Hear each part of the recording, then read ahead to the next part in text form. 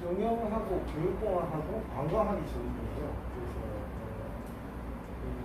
이쪽 산성대 오기전에는 예를 들면 인천 제무포 그리고 또 서울의 일부 지역 그리고 또 충청도에는 당진, 서산, 서천, 모령 지역을 도시재생을 제가 갖고 있다가 대학을 진행을 했고요. 제가 이 도시재생 진행하면서 여기 도시재생 지원센터에서 요청해서 지금 분과를 불러 나눴잖아요. 여기 지금 공간 환경분과하고 이렇게 오늘 여기가 문화 경제문화 네, 경제문화분과가 이렇게 나눠져 있습니다.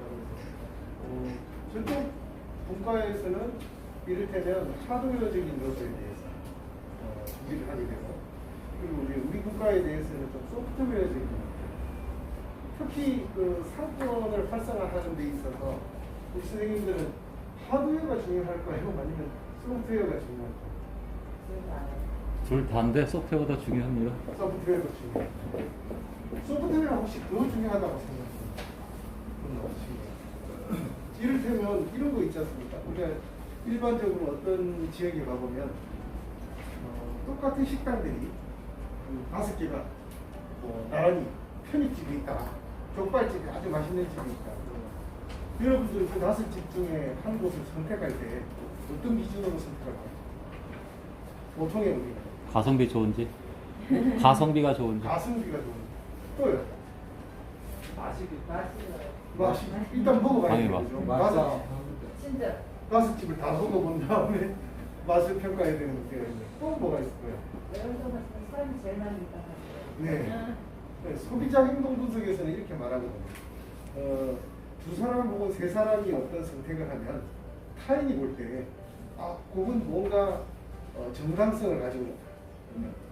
이건 하나의 개념으로 이해를 하는 거예요. 공동의 판단은 하나 우리가 일종의 법칙처럼. 그래서 우리가 관광지나 이런 데도 가보면 식당을 찾아가 보겠습니다. 일단 그 집의 음식을 다 먹어볼 틈이 우선 없고, 가보면 분명히 자동차가 많이 앞에 서 있는 집을 또 가서 차를 세우자. 그 옆집에 주차장도 남아있는데, 일반적으로 사람들은 이 소비하는 방식에 있어서 대단히 합리적으로 소비하는 것처럼 보이지만 실제로는 약간의 군중심리나 타인이 선택한 것에 대한 동의, 그럴만 하겠지 하는 정당성 때문에 소비를 하는 경우도 있어요. 그래서 요즘 갑자기 우리 시대에 이제 우리 흔히들 말하는 컨슈머, 그 다음에 블로그 리뷰, 또 누가 갔다 온 걸 보고 자꾸, 그리고 요즘 식당들 애를 먹으시죠? 별표. 그죠? 모든 사람이 어쩔 수 없이 별표를 누르게 돼 있다든지 한번 오지만 별표 잘 안 눌러주고, 보통의 사람들 귀찮아서. 그럼에도 아니 더 편안하게 하시죠. 그럼에도 불구하고 우리들은 대부분 보면 남들이 선택한 것에 대한 동의를 많이 하죠. 이제 두 번째 예를 한번 들어볼까요? 우리 선생님들이 지금 사는 동네에 우리 지하상가 말고 종합시장 쪽에 우리가 예를 들어서 아주 오래 같이 살았기 때문에 친구가 그 동네에 지금 갈비집을 하는 거예요. 좀 오래됐어요. 상상을 같이 해주셔야 돼요. 우리 친구 집이에요, 갈비집. 근데 그 옆집에 엄청 맛있는 갈비집, 아주 신식시설과 아주 세련된 우리가 흔히 말하는 스키다시라고 하나요? 그 밑반찬들이 막 모이고 유명한 맛집이 생겼습니다. 실제 우리 상황에 일어난 거예요. 이 집은 약간 오래되고 그래도 친구네 집. 이 집은 친구는 아니고 서울에서 돈 많이 번 사람이 와서 크게 하나 차리게 돼요. 자, 이제 문제가 생기는 거죠. 자, 갈비를 먹으러 갑니다. 어디로 들어가시겠어요? 네? 난 친구도 필요 있고 맛집이 좋다. 좀 결정을 해주셔야 돼요. 어디를 선택하실 것 같습니다. 요거를 많이 맛있는 집. 예. 친구 집. 저도 친구 집 갑니다. 자, 우리 이래 갖고는 안 되고요. 자, 어쩔 수 없이 친구 집. 어쩔 수 없이. 손 내려주시고, 아니다, 새로 아주 잘 깔끔하게 만들어진 식당 선택했어요. 일단 여기서도 소비자 행동 패턴을 보니 여성들이 많죠. 네. 이거 뭐 여성들은 잘못 말하면 오해받을 수 있기 때문에 뭐 어리가 없기 때문인가요? 근데 대개의 경우에 사람들이 소비하는 합리적 소비와 달리 우리는 사실 친구 집으로 갑니다. 친구 집에 가서 친구 집이 혹은 단골집이 내가 선택하게 되는 기준인데 이 집에 훨씬 더 맛있는 집이 생겼어요. 그런데 이 집에 가면 뭐가 하나 존재할까요? 예. 그렇죠. 서시 서비스. 심지어 어떤 상황이 발생하냐면 술은 제가 다시 한번 볼게요. 예? 반찬도 내가 알아서 찾아가고 한 10년, 20년쯤 되면 서로 인사를 나누죠. 그 애는 잘 크고 있어? 이렇게 신랑이 또 애 먹이나 보다. 이런 대화가 일어나겠죠. 그래서 이제 좀 더 깊이 도시 한복판에 들어가도 뜻밖의 이런 시간을 두고 그 자리를 지킨 집들은 50년 가게, 2대째 가게, 60년 가게 하면서 엄청난 빌딩 사이에 새로운 식당들이 고급스럽게 자리에 살아납니다. 오히려 옆에 갖다 붙인 명륜 진사갈비가 하도 안 돼서 막 나가는 거죠. 업종이 자꾸 바뀌면서. 합리적인 소비와 인간이 우리가 합리적이지 못하지만 감성적인 소비가 같이 존재해요.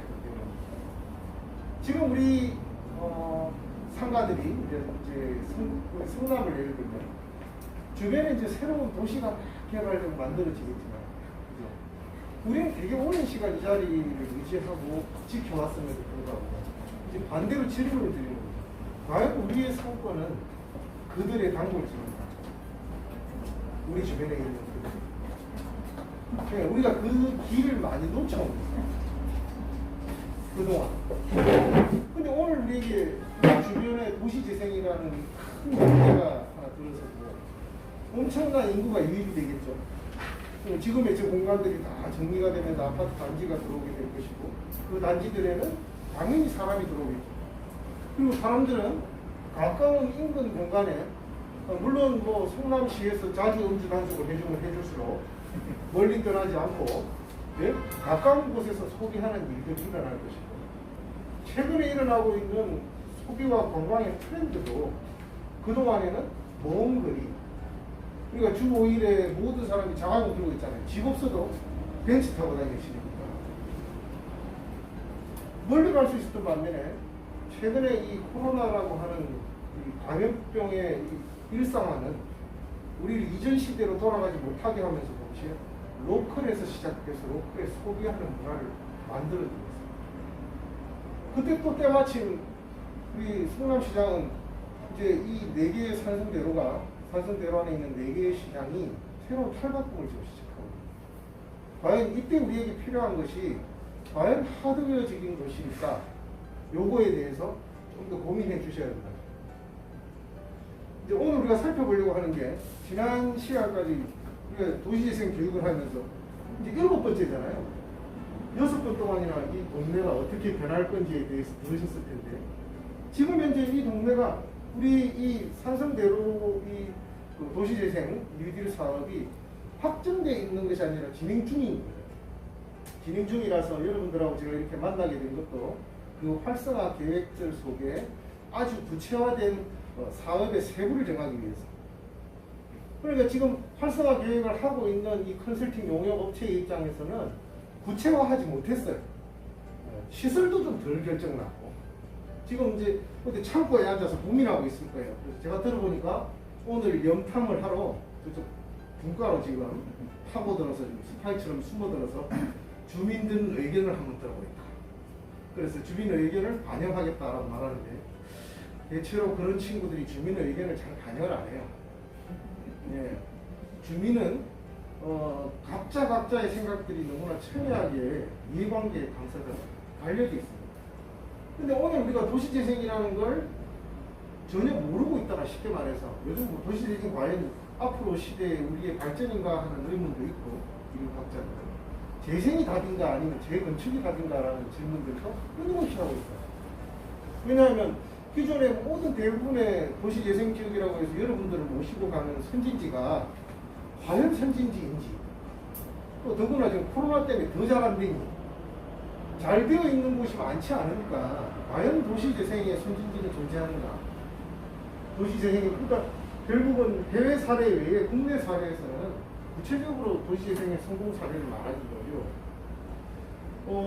용산에 가면 이태원 있죠. 그 주변에 엄청나게 경리단길부터 엄청난 일을 했는데 상상도 못했잖아요. 미군 부대가 내려갔죠. 네, 원래 거기에 가지고 있었던 미군 주변에서의 정체성이 사라져버립니다. 다른 사람들은 호기심에 발걸음을 하지만 이제는 더 이상 늘 상주하는 주변 로컬이 사라진 거예요. 큰 시장이. 반대로 우리는 어때요? 그동안에 작은 시장이었을 수도 있어요. 근데 어마어마한 대규모 아파트 단지들이 들어선다는 건 갖다 준 거죠. 우리에게 소비시장을. 그러면 우리 속에 있는 지하 상가, 우리 로데오 상가, 이런 상가들이 사실은 엄청난 붐을 맞을 수밖에 없는, 경제적 논리로는 수요와 공급으로 본다면 갑자기 어느 날 공급이 수요가 늘어나는 상태거든요. 근데 이제 과연 이걸 우리가 정확하게 우리 삶의 자리가 더 탄탄해지거나 상권이 활성화돼서 이 지역사회를 살리느냐 못 살리냐의 문제까지 와 있는 겁니다. 도시재생을 마주하면서 첫 번째 기억하실 건 한 가지예요. 그동안에 어떤 교수들이나 누가 와서 설명해 줬는지 모르겠는데 도시재생에서의 주민 누리입니다. 도시재생에서 주민.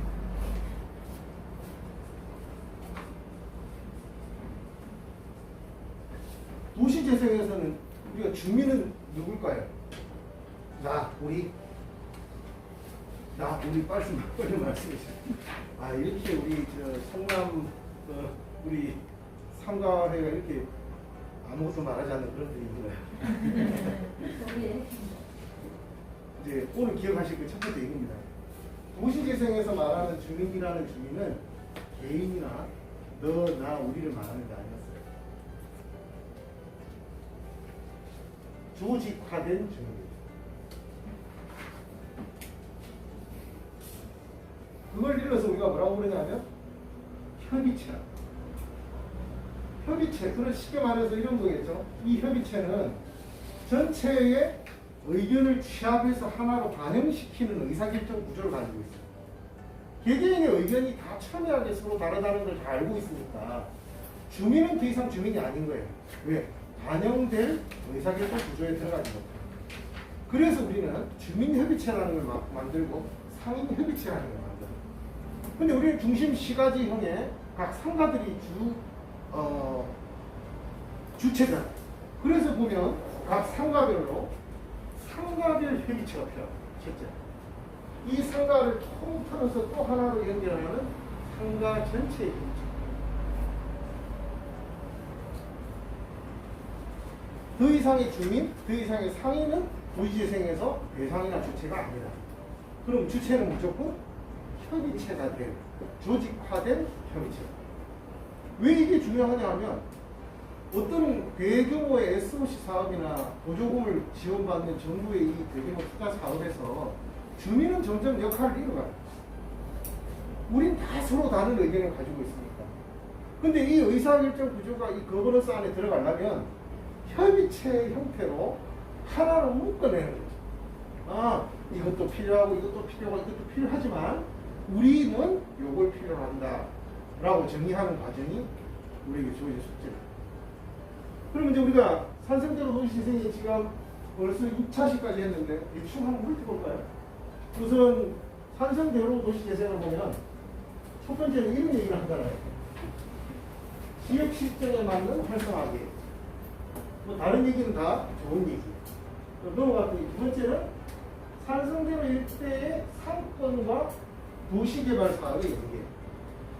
상권을 살리는 게 중목적입니다. 그리고 여기에는 불행히도 제가 이 과정을 진행하면서 첫날 뵀죠. 개강식 할 때. 제가 제 개인적으로 아주 좀 서운했던 것은 상인협의체가 주민협의체를 같이 안고 가지 못합니다. 우린 소비자하고 손을 잡는 일을 놓친 거예요. 이제 남아있는 다음번 도시재생대학이라든지 이런 게 될 때는 기억하셔야 돼요. 공급자는 소비자를 만나지 않은 존재를 같이 가요. 우리끼리 얘기인 거예요. 근데 만약에 이 거버넌스의 큰 틀 속에 뭐 도시재생 지원센터도 있을 것이고 또 성남시도 있겠죠. 근데 이 두 분은 쉽게 말하면 예, 제가 흥분한다. 이게 녹화되는지 모르고 날렸습니다. 이 큰 거버넌스의 틀 속에서 과연 그들이 지원해준 시설 돈이 뿌려졌을 때 과연 이걸 유지하는 주체는 누구인가? 상인이죠. 상인들이 벌어 더 나아지면 재투자가 일어나겠죠. 상인들의 삶이 나아지면 주변 삶도 나아져요.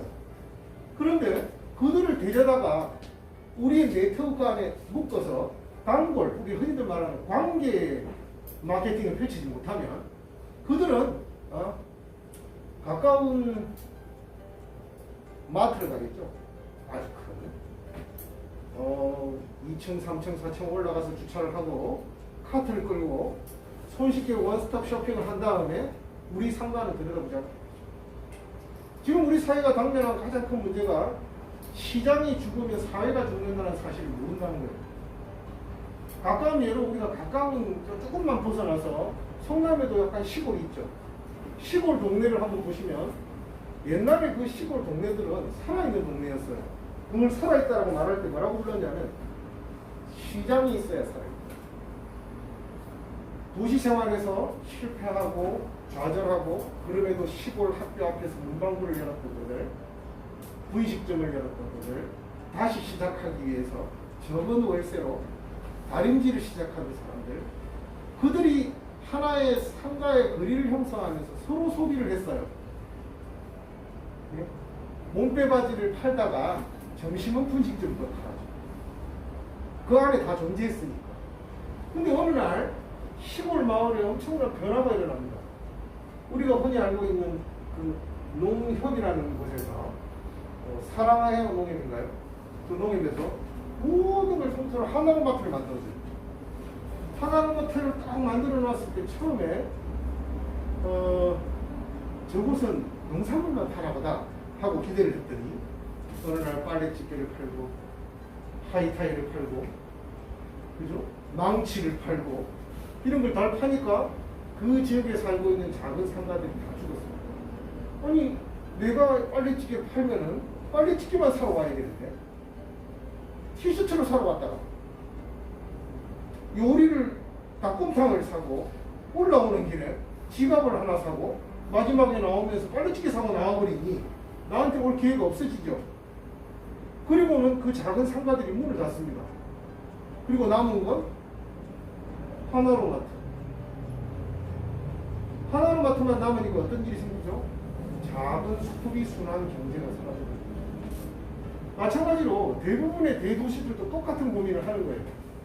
가까이 있는 이 많은 상가, 많은 지하 상가들의 그 많은 사람들의 소비 왜 버티고 있냐? 우리끼리 소비하고 있거든요. 그분들이 가서 로데오 가서 식당 먹고 퇴근하면서 그나마 이 규모의 경제를 이룬 시장은 버틴 거고 이게 만약 옆에 엄청난 마트가 하나 들어서잖아요. 그러면 한 사람 한 사람씩 누가 제일 먼저 손을 드냐면 생필품부터 손을 들기 시작하고 사라지면서 그 앞에는 딱지가 붙여 빈 점포인데 그리고 다 사라지고 나면 마트는 이렇게 말해요. 주변에 살 수 없어서 이 품목추가 원래는 다 하려고 했으면서 이해되시죠?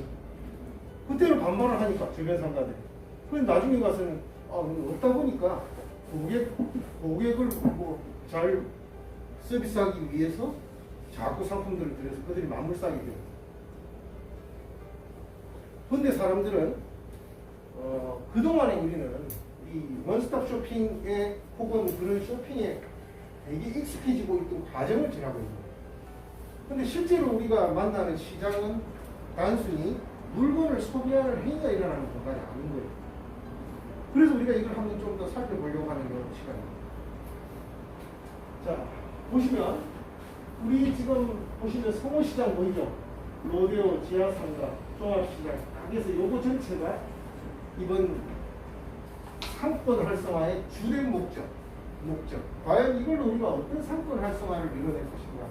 엄청난 돈이 투자돼서 어떤 시설이 들어서고 그 시설로 말미암아 과연 우리의 상권은 살아날 것인가. 일단 상권이 어떻게 살아날지에 대해서 활성화 계획을 세우고 있는 분들은 구체적으로 제시하고 있지 않습니다. 왜냐하면 상권 활성화를 성공시켜본 사례가 없기 때문에 살아있는 생물이잖아요.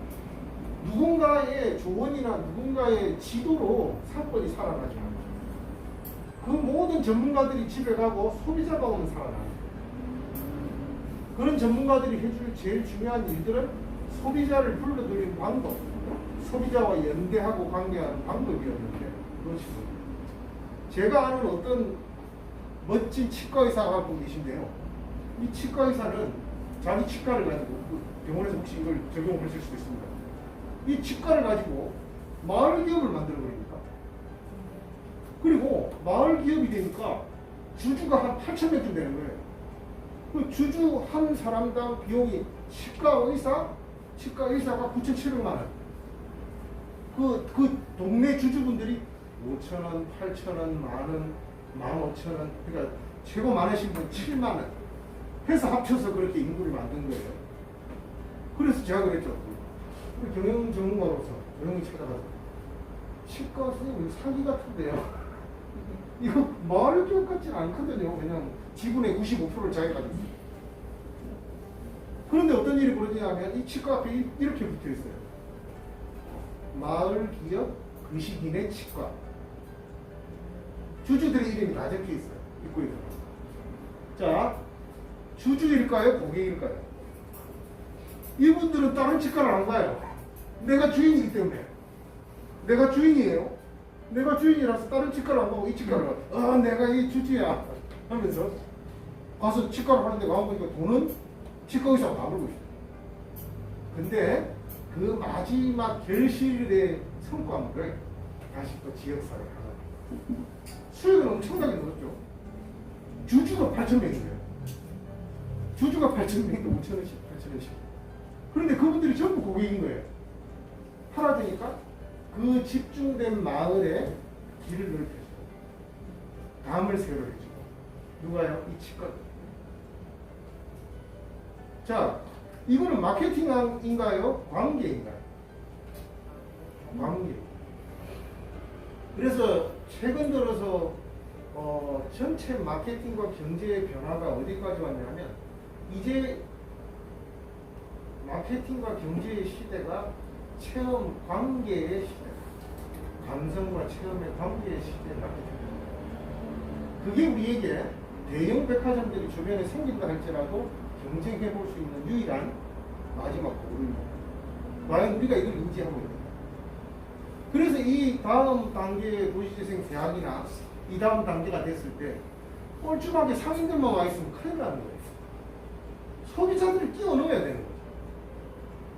소비자들을 수없이 끄집어들이고 무슨 단지가 요구하는 이 지역의 지하상가 주변에는 뭘 좀 우리가 해드리면 당신들이 일로 주로 다니겠나. 당신 로데오 거리에 뭐가 좀 있으면 아이들 손잡고 저녁에 찾아 나오겠냐. 성우시장을 찾아오는 당신들은 도대체 뭐가 있으면 올까요? 라고 시작했습니다. 더구나 그전엔 우리 이런 고민을 했다고요. 서울에서 성남시장 좀 와주시면 안 되나요? 특정 목적 가지고 찾아오는 손님들의 특징은 그 목적이 소멸된다. 더 나은 대체제가 존재하면 오지 않죠. 그래서 관광지도 이래요.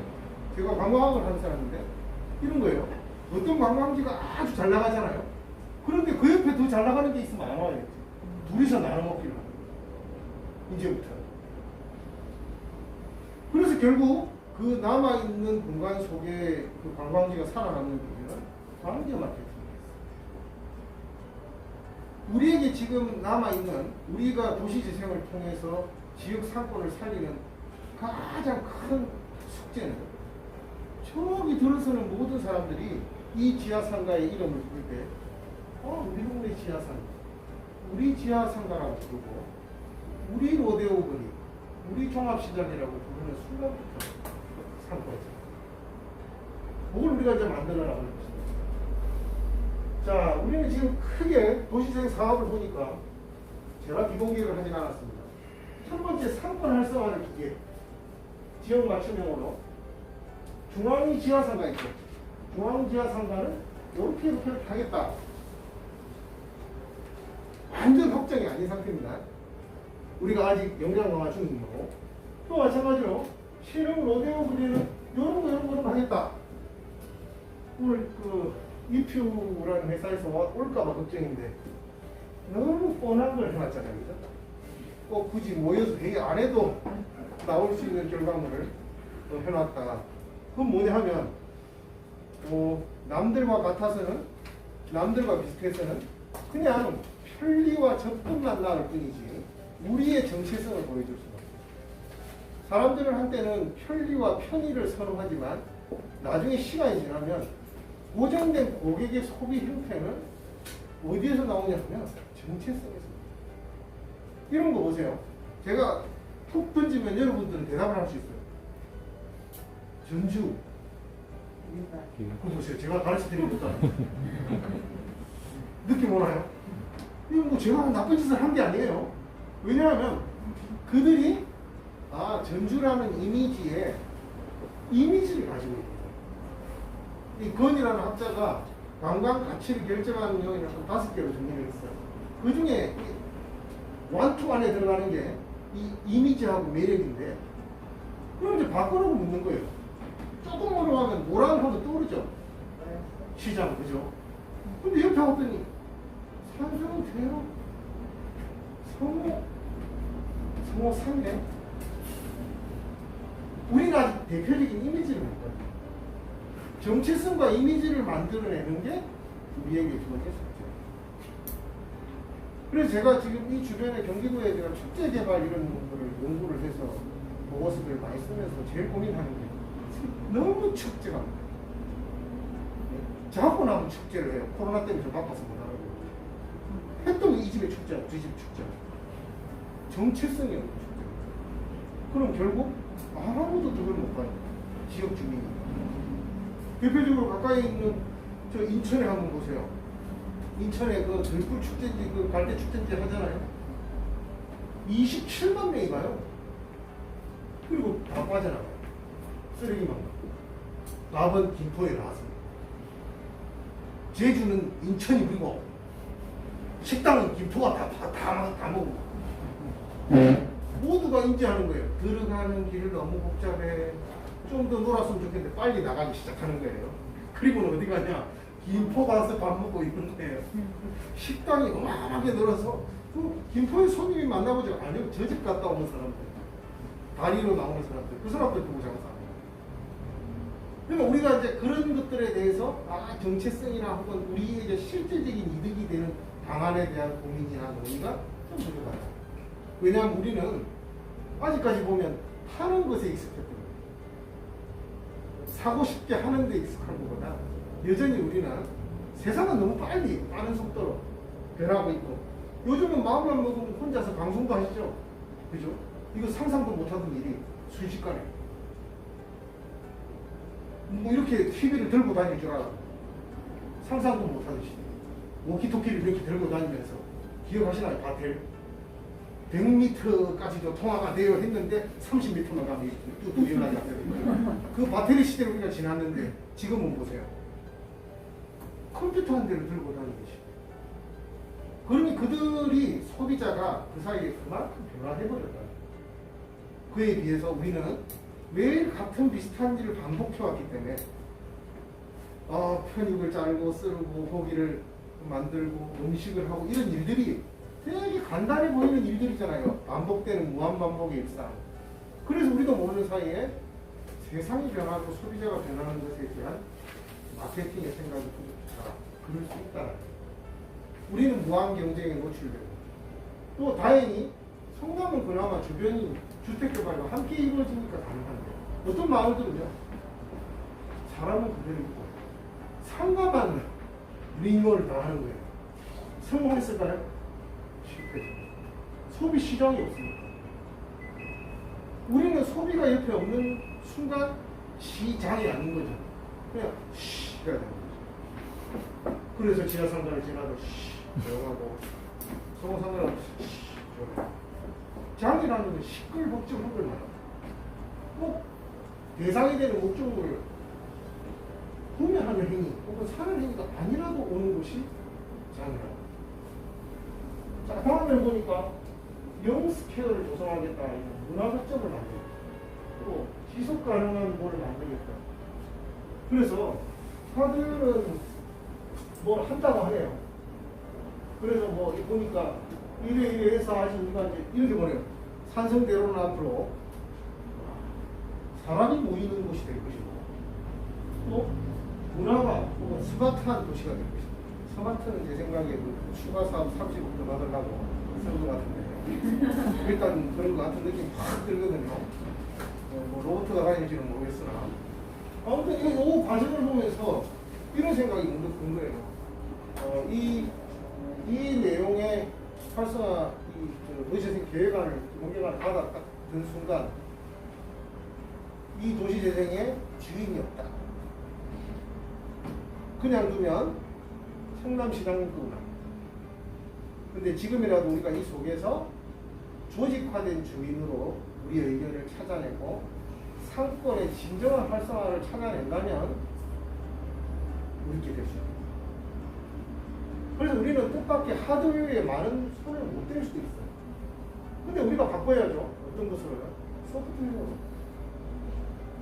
그래서 여러분들한테 요청하기는 지금 이 그림은 우리에게 당장 멋져 보이지만 실질적으로 우리 삶의 상권 활성화에 큰 도움이 될 거라는 기대를 막연하게 가지고 있습니다. 결국은 소비를 변화시키고 생산하는 우리가, 공급하는 우리가 변화되지 않으면 상권은 살아날 길이 없죠. 그 대안을 지금까지 수없이 많은 도시재생 사업을 하고 있는데 제시하지 않고 있다고. 우리의 첫 번째 대안은 뭐라고요? 소비자를 끌고 가는 도시재생. 소비자를 우리 속에 데려와서 하나의 조직화된 주민으로 만드는. 그래서 이렇게 말해야죠. 원래 상권 활성화인데 누구를 위한 상권 활성화? 상인들을 위한 게 아니다. 지역 주민들을 위한 상권 활성화다. 당신은 저 멀리 가기 힘들지 않냐? 이 안에서 당신들이 소비하고 누릴 수 있는 콘텐츠를 우리 준비하겠다는 걸 만들어야 되는데 그 기회를 지금 자꾸 놓치고 있다. 요거 우리가 찾아가야겠죠. 그렇다면 보시는 것처럼 도시재생이라는 게 과연 성공하려면 그럼 어떻게 해야 되나요? 성공한 데가 없으니까 일단 저기 성공했습니다라고 가본이 아니고 몇 군데 다녀오셨죠? 뭐 세운 상가도 가고 계속 세운 상가잖아요. 어제도 세우고 오늘도 세우고 그래서 계속 세우기만 하는 상가인데 또 선생님들 왔다 가신 이후에 또 누워있어요. 또 오신다 하면 잠깐 세워져 있고 그래서 세운 상가예요. 지금 보시는 것처럼 주민 참여와 지역 특화가 없는 도시재생은 불과 성공할 수 없다. 우리 선생님들이 아직 젊은 제 얘기지만 젊은 학자의 얘기지만 꼭 기억해 주실 것은 뭐냐면요. 도시재생의 주인은 주민주체와 상인주체인데 이 주민주체와 상인주체가 시장의 이름으로 만나지 않으면 망하는 거예요. 가능성이 있다고 말하는 모든 사람들이 거짓말을 합니다. 지역이 살아나려면 상권이 살아나요. 상권이 안 살아있으면 동네가 아니라 주거단지. 맞죠? 주거단지인 거예요. 세종시가 천재예요. 그리고 그 주거단지에서 빠져나가면 소비단지가 있어요. 근데 우리는 어떠냐? 원래 오래전부터 만들어진 이 도시의 오랜 시간 만들어준 그 역사 속에서 시장이라는 게 형성되어 있잖아요. 그럼 그 시장을 중심으로 그 지역이 살아나지 않으면 도시재생은 쉽니다. 만약에 여기 있는 저 많은 사람들이 돈은 딴 데 가서 쓴다고 생각해봐요. 성남시에 돈이 어디 있냐고. 돈은 잠깐 놀러 가서 광주에 스타필드 가서 쓰고 일로 쭉 가서 분당 가고. 그럼 이 지역은 뭐가 도움이 되겠냐고. 그래서 도시재생은 재생이라는 이름을 쓴 순간 우리는 좀 고민해야 돼요. 좀 좋은 말도 있을 텐데. 도시 혁신 뭐 이래서 재생하니까 갑자기 왠지 모르게 쓰레기차 지나갈 것 같고 약간 비닐봉투는 구분해야 될 것 같고 이런 느낌. 근데 대신에 이렇게 하면 생각해보세요. 재생, 밖에 거가 아닌 안에 거를 통해서 리뉴얼하는 것이다. 이미 우리가 가진 걸 리뉴얼하는 게 재생인 거예요. 없는 걸 가져오는 건 위험하니까 엄청난 리스크가 있잖아요. 남의 동네에서 우리가 잘 만들면 와주겠지. 어리석은 생각. 성공하기 힘든 생각. 요행이라고 그러죠. 근데 우리 주변에 딴 데로 안 보내고 비닐봉투에 분리수거를 해서 이쪽에서 소비하세요. 네? 이쪽에서 소비하세요 라고 만들 수 있는 구조를 만드는 게 필요합니다. 그렇다면 주민은 과연 어떤 형식으로, 자, 이 주민은 뭐라고요? 조직화된 주민. 그러니까 개인이 막 손든다고 되는 일은 없죠. 오히려 의사결정 구조에 분란만 일으키죠.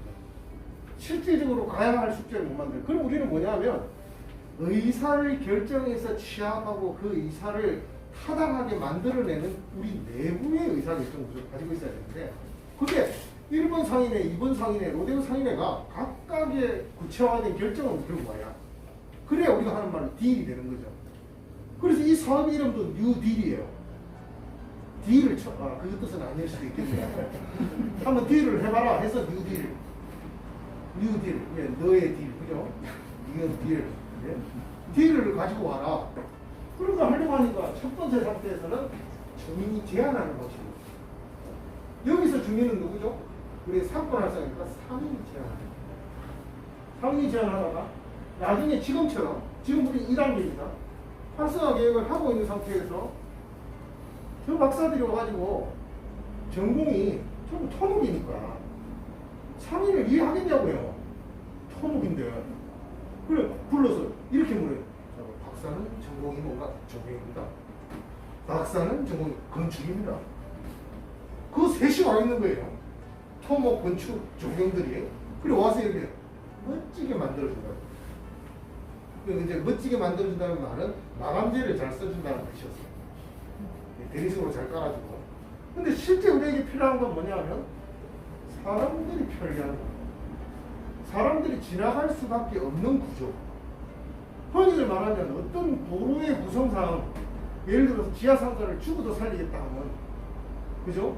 신호등을 몇 개 빼버리고 반드시 지하상가를 뚫고 지나가게 만들면 되죠. 제가 어디라고 정확하게 말할 수 없지만 기초지자체를 통해 보면은 이게 명량인 이런 곳이라고 말할 수는 없는데 음주단속을 해요. 장사가 잘. 어디서 음주단속을 할까요? 시내 안에서 절대로 안 해요. 자기 시를 빠져나가는데요. 들어오는 차도 단속 안 해요. 나가는 차. 일단 먹었으니 드라이빙을 포기해라. 그러면 이분들이 어디로 갈까요?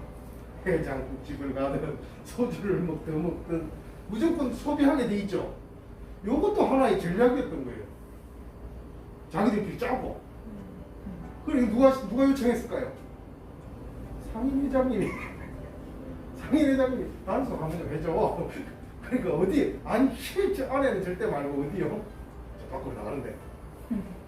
그러더니 다 소문 났잖아요. 매일 한다더라. 그럼 마시면 오늘은 소비 다 끝나는 거예요. 심지어 뭐 모텔방도 다 찬다는데.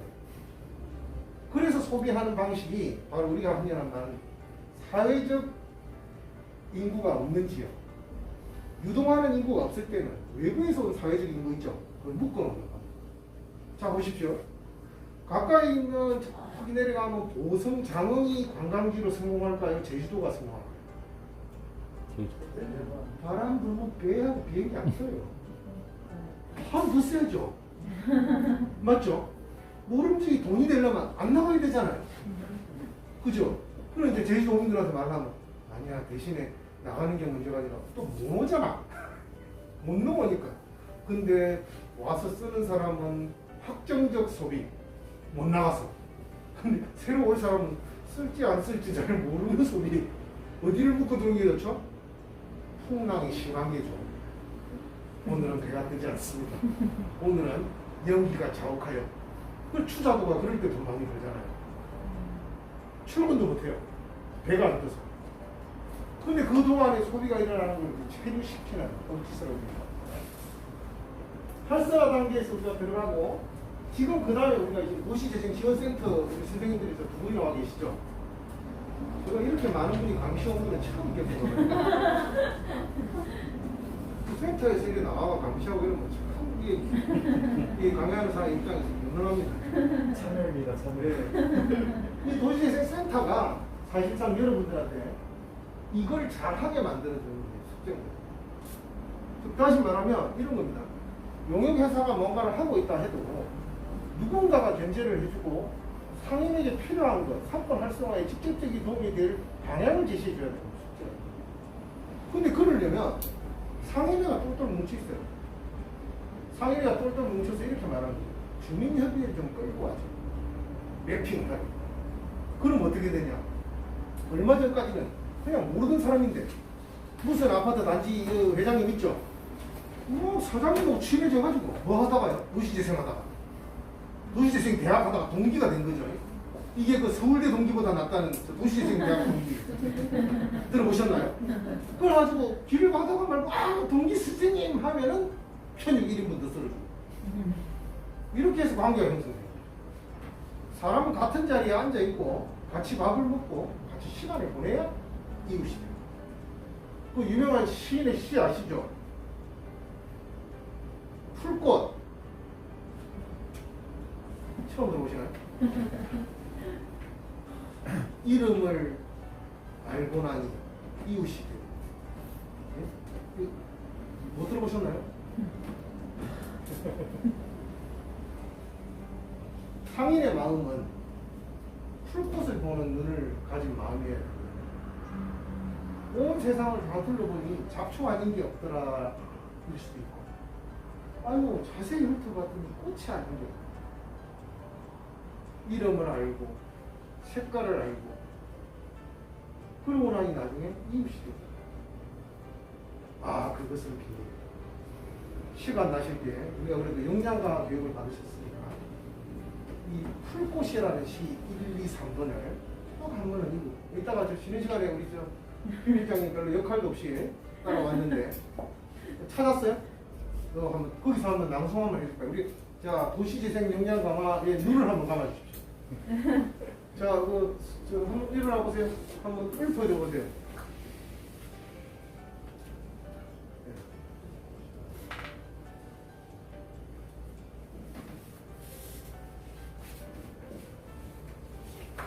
전체 다요? 네.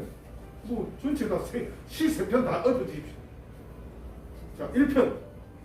풀꽃 1. 자세히 보아야 예쁘다. 오래 보아야 사랑스럽다.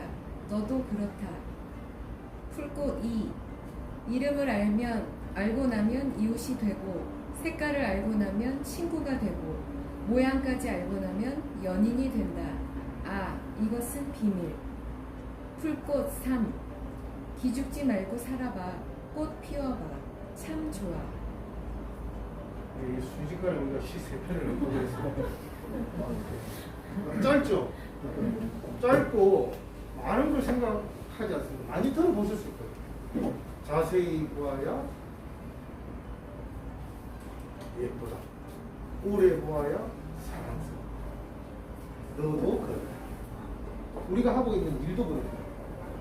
우리 지하상가를 쳐다보면서 뭐가 부족해 만족없이 추락하고 있는 겁니다. 내 스스로 그렇게 판단합니다. 근데 많은 시설이 노후함에도 불구하고 그걸 바라보고 있는 내 눈이 다르다면 참 여기서 되게 많은 추억들이, 어떤 사람은 이곳에서 멈춰서 떠나간 님을 생각하면서 울었을 거고, 어떤 사람은 매일 밤 나와서 기다렸을 거고, 어떤 공간들은 다 그 공간마다 우리가 바라보는 눈을 바꾸면 되게 의미 있는 공간으로 바뀌어요.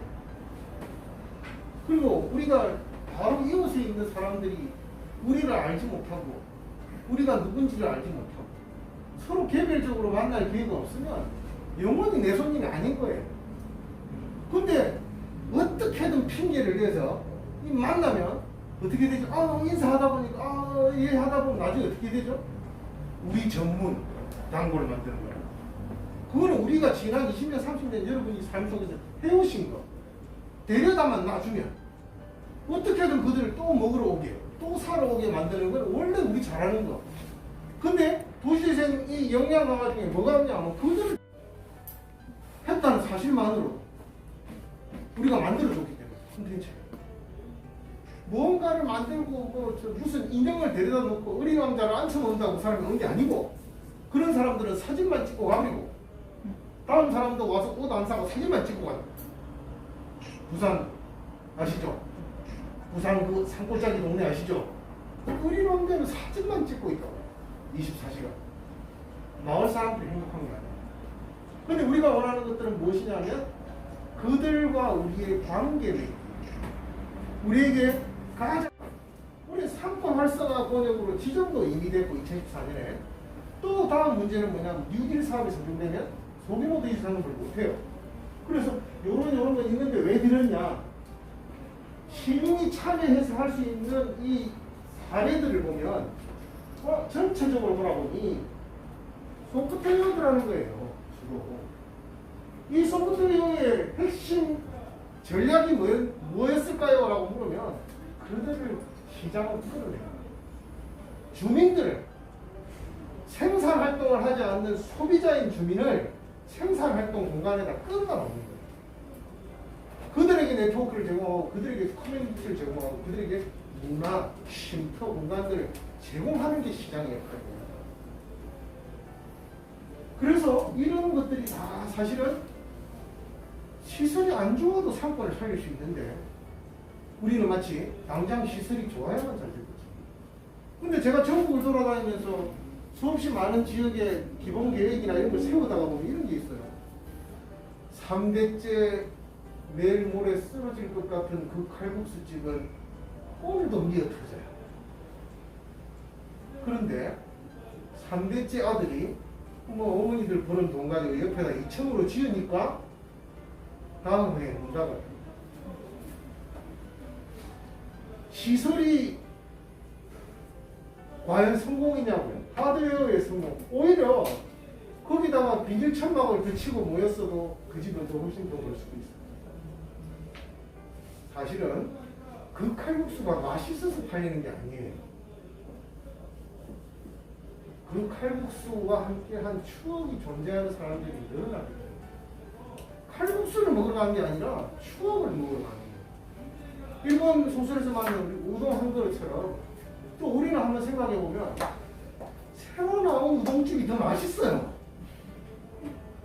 가스오프실을 더 많이 넣어가지고 육수를 막 생활의 달인처럼 막 해서 왜 그렇게 생활의 달인들은 바쁘신지 아무튼 그런 것들 속에서 실질적으로 그 자리를 지키고 유지하는 진짜 상가의 힘은 상인의 힘은 하드웨어가 아닐까. 자, 이거 나가볼게요. 이제 우리가 그 다음번에는 도시재생 대학이라는 것도 이런 것들을 하게 될 거예요. 뭐 저희가 시간이 될지는 모르지만 이 도시재생 대학을 이렇게 진행을 하다 보면 여러분들이 좀 더 이러한 집합의 모임의 형태가 있다면 이건 우리가 뭘 배운다고 생각하지 마시고 우리가 네트워킹을 할 전략을 지켜야 돼요. 온 아파트 단지에 도시재생 대학을 모집해 다 오게 한 다음에 시장님한테 우리 1기, 2기, 3기, 4기 만들어주세요 한 다음에 뭐를 해야 된다고요? 소비자하고 친구를 상인회별로 한 단체 한 아파트 단지까지 MOU 하고 자매 계약하고 당신들의 의견으로 우리 상가를 바꾸겠습니다. 제발 우리 의견으로 상가를 바꾸지 마세요. 우리 생각이거든. 그 사람들의 의견으로 바꿔주면 돼요. 우리는 우리 의견에 집중해. 모든 생산 공급자의 맹점, 자기 위주로 차려라. 자, 그래서 다양한 과정을 통해서 이제 과연 도시 재생을 통해서 우리가 지역 상권을 살릴 수 있을까? 지역 상권 활성화가 가능한가? 서울은 청년들 육성한 거 아시죠? 얼마 전에 문 닫았잖아요. 다 나가고. 쉽지 않아요. 쉽지 않아요. 백종원이 애를 써도 잘 안 돼요. 코로나까지 덮치니까 더 안 돼요. 근데 그 사람들한테 성공하기 힘든 진짜 요인은 경험이 부족한 거죠.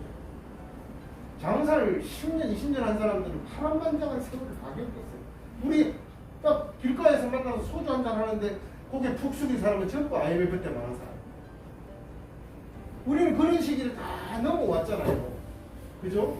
그러면 이분들은 우리가 흔히 하는 말로 고통을 감내하고 이기는 역량이 존재하기 때문에 코로나가 와도 버티고 있는 거예요. 근데 이러한 경험과 격려를 갖추지 않잖아요. 그럼 약간만 바람이 불어도 특히 은퇴가 바로 기업하신 분들 당장 집 말아 산다고요. 시장이 널뛰기처럼 흔들릴 때 그 자리에 딱 서 있을 수 있는 건 그러한 경험을 가져보고 이겨보는 사람. 아, 세상에 원래 이럴 때도 있고 또 괜찮아요. 이래서 더 나아질 수도 있죠. 라고 보니까. 또 볼까요? 예비 사회적 기업을 만들 수도 있어요. 예비 사회적 기업을 만들어서 지역의 사회에 공헌도 하고 어떤 상가들은 상가가 중심이 돼가지고 상인들이 중심이 돼가지고 아니 우리가 물건만 파는 사람이 아니라 지역사회에 어떤 콘텐츠를 제공할 수 있을까? 어떤 서비스를 제공할 수 있을까? 또 이 사회적 기업을 통해서 정부의 지원이나 사업개발비도 지원받아가지고 병원에서 이렇게 하는 거예요. 우리 주변 아파트 단지에 있는 사람들 무료로 와서 진료받을 수 있게 사회적 기업이 지원해줘. 실제로는 뭐죠? 서울을 가지 말고 여기서 치료받으시라는 얘기죠. 그런데 애둘러서 사회적 기업이 지원해줘. 그래 봐요. 보험료가 다 지원이 되니까 실제 자부담은 그렇게 많지도 않아요. 근데 그거조차도 우리는 연로하신 분들 그거 쓰지 않게 해드리고 싶어요. 네. 그럼 뭐 예를 들어서 산성대로 뭐 잘 살기 사회적 기업 이런 걸 만들어서 그런 것들을 지원하는 거예요. 그리고 데려오는 거죠. 그럼 오시면 예를 들어서 지금 골절 다리 아파가지고 여기 오신 분이 바로 못 올라가니까 식사하고 올라가시지 않을까? 온 김에. 그럼 또 손님 한 명 오는 거예요. 식사하고 나니까 배가 너드되시니까 가다가 장도 봐가지고 올라가시다. 나온 김에 우리 보통 뭐 어떤 경우죠? 그거 사러 가서 사는 경우보다 간 김에 온 김에 또 폼을 팔기 힘든 온 김에 보이면 사죠. 여러분이 제일 많이 산 거 한번 찾아볼까요? 국립공원 앞에서 산 그 수많은 손수건들 설악산 그려진 손수건 사오셨죠? 뭐 없이려고 사오셨어요? 그냥 간 김에 내가 갖다 사실만 확인하려고 가지 집에 오셔서 야 이 수건 너무 좋은데 이런 사람 살았고 장롱 어디쯤에 숨어 있는지도 모르고 또 그 다음에 가면 또 사고 그래서 저 국립공원에서 제일 돈 많이 버는 사람은 손수건 파는 사람. 나머지는 잘 앞에 옛날에 우리 저 선생님들은 이렇게 큰 연필도 사오시고 등글개도 많이 사오시고 요즘은 손수건이더라 제일 많이 사고 간 김에 사게 되는 거죠. 시장은 그런 역할을 가지고 있어요. 원래 족발 먹으러 갔는데 간 김에 들러서 오다가 아니 안경도 수리하고 다시 나가기 수월하지 않아요. 그리고 우리가 약간의 배후도시거든요. 서울 한복판이 아니잖아요. 이 배후도시의 특징이 뭐냐면 조금 걷거나 대중교통을 이용하는 사람들이 의외로 많다. 나머지는 아시죠? 차로 들어가서 지하로 간 다음에 주차장에서 엘리베이터 타고 내려가서 또 차로 나오시는 분들 있죠. 개미집에 사시는 분들. 이런 분들은 소비시장에 들어올 틈도 없어요. 그래서 만들어진 게 주상복합이에요. 그 건물 안에서 다 해결하겠다는 거예요. 나가는 것 자체도. 그리고 자기들이 약간 우리 대단해. 우리 좀 남들과 달라. 그런데 그런 사람들이 조용히 걸어 나오기 시작. 맨날 보는 사람들이 익숙해져서. 이제 몇 단지가 눈에 다 보이니까 걸어 나와요. 이게 지금 어디에 일어나고 있냐면 일산에 이렇게 일어나고 있어요. 일산에 힐스테이트나 이런 것들 있죠. 처음에 프로지오 이런 데는 완전히 그 안에서만 다 되는데 이 사람들이 이제 점점 이게 너무 일상화되니까 몸이 못 견뎌요. 나와요. 걸어 나와서 아니 우리 저 좀 걸어서 저기 식당 가자 하고 나오게 되더라. 또 어떤 게 있냐면요. 상권 활성화에 대한 마중물 사업이라는 게 있어요. 그래서 자 주민 중에서도 도시재생에서는 협의체라고 했죠. 이 협의체 중심의 아이디어 도체. 그 다음에 도시재생 대학이나 이런 다양한 방법으로 우리가 진행을 할 수 있는데 여기 보시면 단위 사업이라는 게 있어요. 단위 사업이라는 건 이렇게 크게 도시생 뉴딜이 있다면